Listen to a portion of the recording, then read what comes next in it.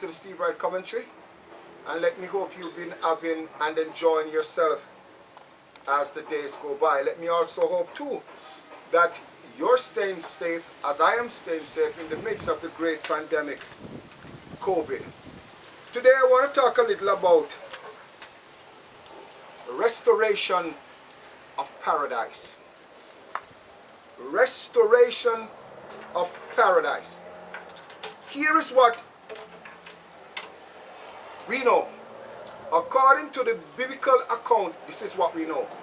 We know that God made the heaven and the earth. We also know that He planted a garden on the planet Earth, and He created all things. This could not be challenged.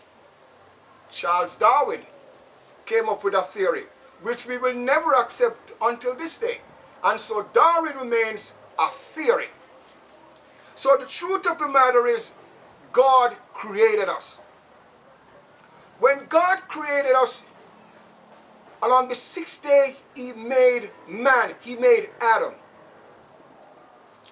And when God made Adam, I want you to follow me carefully now. When God made Adam, He made him a man, meaning that he never had to grow 10 years, 20 years. He made him a man. And when God made Adam, God said that everything that He had created was good. Yet God never tried to test what He had created to find out how good they were, because He's God. You see, God never tried to see if the sea would overflow its bank. He never did that.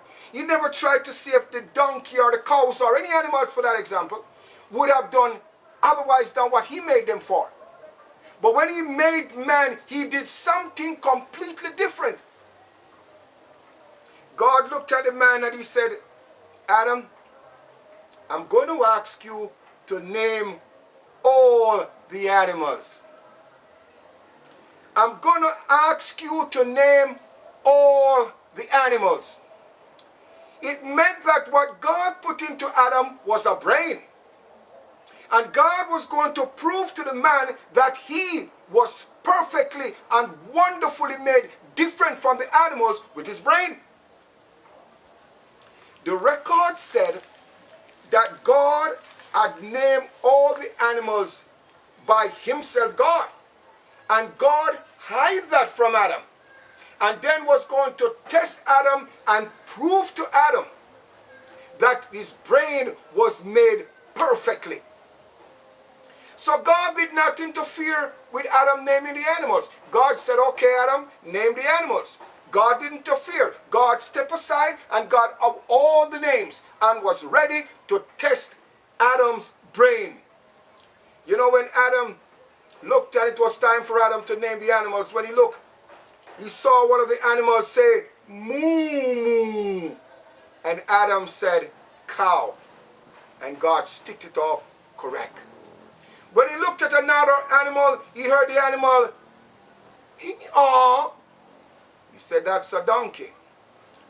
God agrees with him. Then he looked again, and then he would have saw another animal, ew, and he knew, he called him horse. Then he would have saw another animal bark, the dog, bow wow, and he said dog. To this day, all the names that Adam had given to all the animals, it was the same name that God had for all the animals. And from God created Adam 6,000 years until now, it's the same name all the animals have. God made Adam to think and to make decision.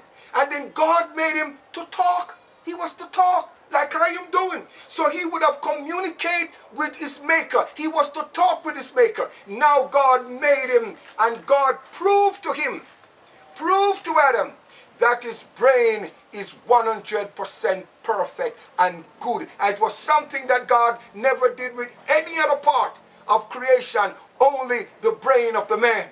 So his brain was 100% good. Tested, tried, and proven. I know you know that slogan. Tested, tried, and proven. And then he could have talked. that the second thing God did with Adam, he made Adam to work. When you read the old King James translation, excuse me for using the word old, when you read the King James version, he said he was to dress and keep the garden. And so it brings a high, maybe conflict, maybe controversy for some people to believe what he would have been doing. What he would have been doing to dress and to keep the garden. But when you read another translation, it said he was to cultivate the garden. And it's quite clear.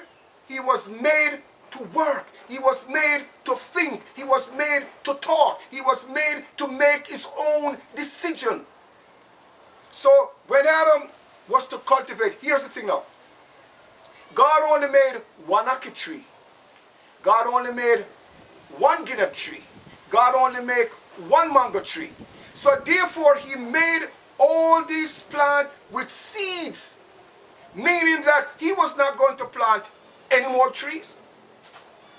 It was now Adam's duty to cultivate the garden. It was Adam's duty to take up the seed from off the tree, and he was to take it to the other part of the garden. So an apple tree could end up all over the world. A guinea tree could end up all over the world, because Adam's duty was to take the seed from here to there and here to there, even the animals. God only made one pair of animals, so God wasn't planning to make any more. They were to fill the earth. Animals were to mate, and they were to get pregnant and to carry on the animal kingdom. So too was the man. They were to do that. So God, after Adam named the animals, proving how perfect his brain was, he was thinking the right way that God was thinking. And let me tell you, that is something for human. In our world today, are we as men thinking the same way God is thinking? Let me tell you, we should. Because he made us with this perfect brain. And he has given us the freedom of this perfect brain for us to think. And he has given us a mouth to speak. So here is the thing. Today, if I would have asked you the question, do you know what God is thinking? You could give me yes, or you could say no. But let me tell you, I know what God is thinking. And I'm going to tell you too what God is thinking. The only thinking and plan that God has is to save and to restore this earth back to paradise. God has nothing else thinking about. Every thinking God is thinking is to save mankind. Is to restore the earth to its former glory. He's not thinking nothing else. He's only wanting to save man and restore the earth. So Adam was to cultivate. He was to work. But no sooner Adam sinned. When Adam sinned, the whole thing changed. Now God has to put a stand to say, well, you're going to have to get out of the garden. And when he get out of the garden, he was still to work. He was still to think. He was still to talk. But this time, it comes with a penalty of doing it. You see, he was now to till the ground again. He was still to cultivate. But this time in his cultivation, the Lord tells him, by the sweat of your brow. By the sweat of your brow. You're going to have to do it. Then he says to Eve that in pain will you give birth. And then God tells him that I am going to come to this earth and I'm going to save you. But until I come, this is what you must do. Until I come, you must offer sacrifice. Because you see, sacrifices of animals would be telling you that one day I'm going to come and I'm going to shed my blood for the universe. So every time Adam offered a sacrifice, his message was that Jesus is going to come to the earth to save the human race. Jesus was going to come to save him. And he preached that message straight up until he died. After Adam died, a different leader came on the scene. And so after Abraham and Israel was formed as a nation for God to extend to the world, that one day he's going to come as a baby, and after he died as sacrificial lamb, he's going to come return to earth again as King of Kings and Lord of Lords to restore earth back to its paradise. And so God selected so God selected Moses to be the savior of the Israelite from out of Egypt. You see, friends, here God is calling a man to lead. It was not time for God to come to earth. So therefore, he sets up leadership to carry on until it's time for him to come to change it. So Moses was selected. And so when Moses was selected and went down to Egypt to ask Pharaoh to let God's people go, Pharaoh refuses. But here comes a night when God was going to send a death angel to kill all the firstborn of animals and humans. But God, as always, had a plan to save his people. God always have a plan to save his people. And here is the plan for his people to be saved. He said, Moses, tell my people that they should kill the animal and take the blood, put it on the lintel of their doorposts. Mean that they were to spread it, sprinkle it all over, paint it all over. And at night they should not come out. Tonight they should not come out because the death angel is going to come by. I'll tell you something, friends. When the death angel is coming, did he have to look for blood on the doorpost to know that God's child or children was there? When he came into the street, did he have to look to see who's there from who's not there? He would have already known God's children. He would have already known people who were marked to be saved. But as God did with Adam, man was made to work in the garden. Now man is told to work outside of the garden. And man now is told that with his salvation that Jesus come, he has to put his hand into it too. He's not just going to sit by and God is going to do everything. No, man has to put in his effort into the salvation plan, and then Jesus is going to do the rest. Slow down a little bit here. So when the death angel was coming, anyone who disobeyed by not putting the blood on their lintel and found on the street, it's simple that you will be killed. The death angel came, and bear in mind something here now. It was not the blood on the doorpost that saves them. Nor was that because they were in the street that they were saved. They were saved because they believed God. They were saved because they trusted God. So when the death angel came, he saw and he passed over. Do you know that if the Egyptian had known this, and if they had responded to by putting the blood on their doorpost, that they would have been saved? Let me tell you, friends, there was weeping and wailing throughout the night. Every firstborn, including from Pharaoh right down to the slaves, their firstborn was killed. God is not a respecter of person. It doesn't matter who you are. It doesn't matter what position in life you are. Whether you are the president of the United States, or whether you are the North Korean dictator, or whether you're like me, a guy in the street. He's expecting every man to think and to make a decision for themselves and to do what he tells them to do. And when they do what he tells them to do, he's expecting them not to believe in what they're doing, but they were to trust him.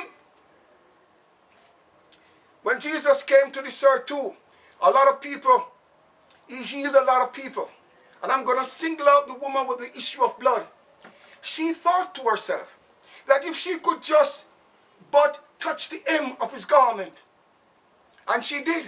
And she was healed. But Jesus had to make her know that there was no power in the hem of his garment. My power is in your faith to believe that I can do this. You know, friends, I went up to, every year I go and see my doctor. And I have never trusted my doctor. I never trusted my doctor. But the Lord said that I should go to him. When I go to him and he's sounding me, my faith is in God for my doctor to find the right spot, find the right thing that is happening to me. I will say, thank you, doctor. But when I get out of his office, I'm praising God that he led the doctor to the right place. Do you know many times doctor has gotten it wrong? And if I was to put my trust in doctor, I would have been mad at him. Maybe I still would be mad. But I'm trusting God. Let me tell you more. When I get the prescription and I go to the pharmacy, I don't trust the prescription. Neither do I trust the medicine. I take the medicine and trust in my God that he will make the medicine work. So my hope and my trust is in a restoration of Jesus. So after Jesus walked the earth and many persons were healed, he tried to let them understand that it's your faith in me that make you whole. So Jesus would have come and would have done all of that. Then we come down into our time in life. And diseases starting to break out. We are aware of Ebola. We are aware of polio. We are aware of Clstv. We are aware of others too. But now we are aware of one of the most deadliest pandemic to ever hit the universe. When God allows certain things to happen to the world, you know why he allows it? I'm going to tell you. And if I'm going to have to make an apology, the Lord knows I will. The Lord allows all these bad things to happen to remind you, to remind me that one day he's coming back. And when he comes back, he's going to put an end to it all. If God had led us all to be enjoying this kind of a life, we would have totally forget that he's coming back. But he allows them to happen. When Ebola comes, people were praying and people were hoping. But as soon as Ebola is gone, people remains the same. Jesus wants you and I to know that you must always remember that he's coming. Now that here we are, right now here we are with COVID-19. COVID-19. The world has never saw anything like COVID-19. I think there's something like 191 countries, I'm not sure. But every country on the planet of Earth is experiencing COVID. And what surprises me is that instead of preaching the coming of the Lord, that one day he's going to put an end to it. One day he's going to restore us back to paradise. Our Savior is coming. Just like with Moses. Just like with Adam. No matter what they do, they were looking for Jesus to return. Not to return, but to come as a baby and then to return again. And they hold on to that faith. And many died not seeing him. Many today also will die not seeing Jesus return physically. But Jesus promises that he's going to resurrect us if we're dead, and he will take us up. So there is hope. But why do we get so much caught up into COVID-19 and we're forgetting that Jesus will come? COVID-19, from the beginning, God had given man a brain, and he has proven it that it's working effectively, and man now has to use their brain because it's quite clear that Jesus is not coming back during this COVID time. So man would have to sit, think, and work something out, a vaccine or whatever it is, to counter the COVID. And let me tell you, Jesus said, in biblical account, it said, and it shall come. But when it comes, it too will pass. I have no doubt that COVID is going to pass. You know why COVID is going to pass? Because Jesus promises that one day it will stop. No, if he does not come back, another 100 years, he told us that it's going to get worse. When Ebola came out, I wondered to myself, and I said to many people, I said, if Jesus don't come, then these diseases are going to get worse. But can my imagination imagine worse? I could never imagine COVID. Now, if Jesus doesn't come during COVID, and COVID is past because men with their brains think, work, and study and speak to us, it will pass. But bear in mind, as we're still alive, even though it's past, there's going to be one to come again that even our imagination can't know what it's going to be. So the whole aspect of life, as long as we're alive in this world, they're going to come again. And guess what? And God is going to allow the ones he thinks that he should allow. Just to awaken Christians to know that your hope is not in this world. To know that your hope is in him, that one day he'll come back and he will restore us back to paradise. So here's what now. Now the scientists, they're using the brain that God gave to them, and they're studying the virus. They're studying the virus. It's over here now. And let me tell you, I am tired of COVID. I'm tired of COVID. I'm tired of all the protocols. I want a savior. I want a savior. And Jesus is my savior. And Jesus is going to come. But if Jesus doesn't come during COVID time, the savior is going to be that he's going to work through these scientists with the brains he give them, and they have to come up with something. Here's what I believe. Somewhere, they got to come up with a vaccine. Somewhere. Today, they have found not just one vaccine, but they have had many vaccines. Persons have the right to think and to argue what they want to argue. But Jesus, as he did with Moses, as he did with Joshua, as he did with all these leaders, whatever their situation is, when Moses came to the Red Sea, the Lord instructed Moses, stretch the rod and go forward. He instructed Joshua to search the camp. He is instructing these men to come up with something to stop COVID, and we are not trusting the scientists. Let me tell you, friends, I don't trust the scientists. I don't trust wearing masks. I don't trust social distancing. I don't trust sanitization. You know what I'm trusting? I'm trusting God that when I follow the protocols, that the Lord will pass me over. I am saying to you, friends, let's follow the protocol, but do not put your heart into the protocol. Put your heart in Jesus, and when he sees the protocol, he'll pass over you. The scientists today, they have come up with vaccines, which we already know. For us to go beyond COVID, if Jesus doesn't come, the scientists has to get something. They got their brain. God proved that the brain is good. And you're free to think and to talk and to make your own decisions. The vaccine has reached the shore of Jamaica. This is where I live. It has reached the shores of Jamaica.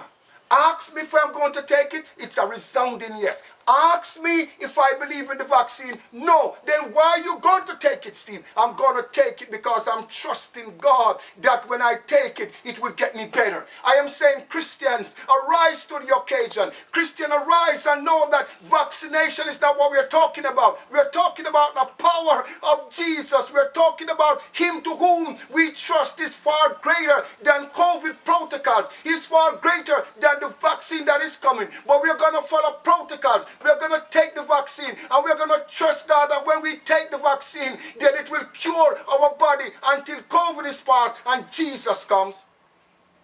I went up to the bank, and I was flat broke. I didn't have money, and things was going bad. So I said, okay, I'm going to the bank and I'm going to take a loan.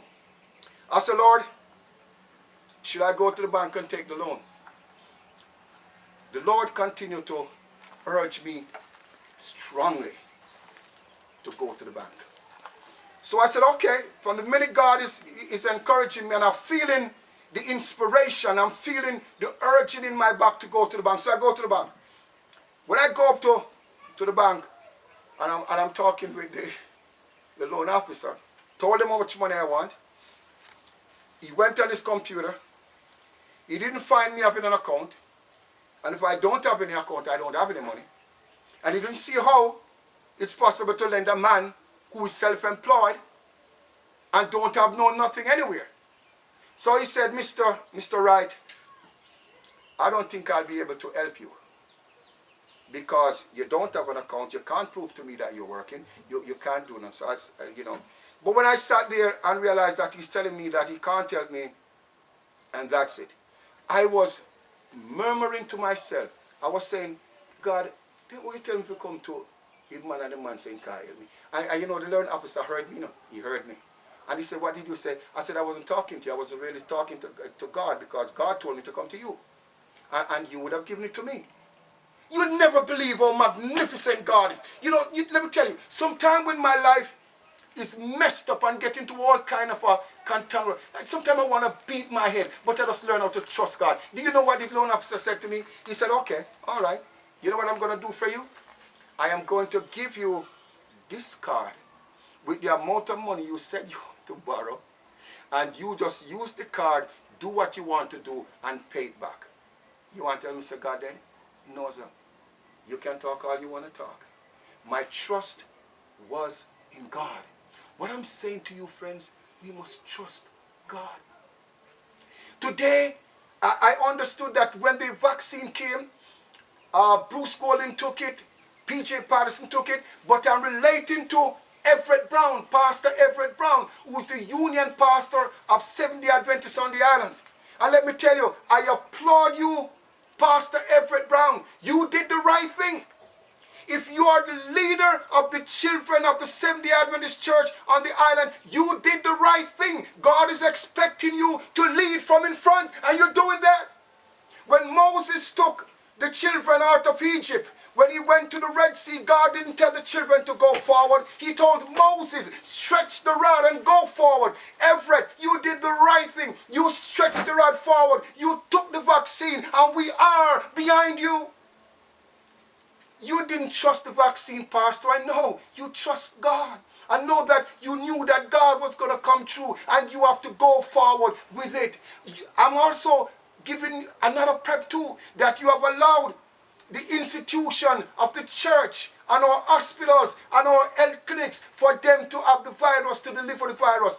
Well done. I am supporting you as the leader of the church, and God calls all of us to lift up the hand of Moses.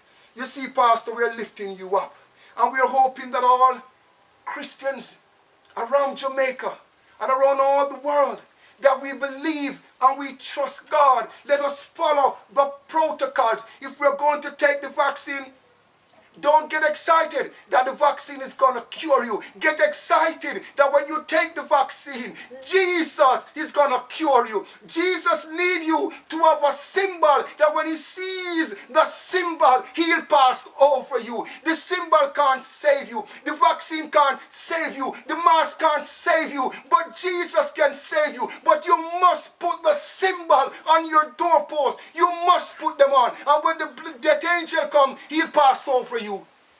I am going to take the vaccine, and I'll follow all the protocols, and I know when the death angel comes, he's going to pass over me.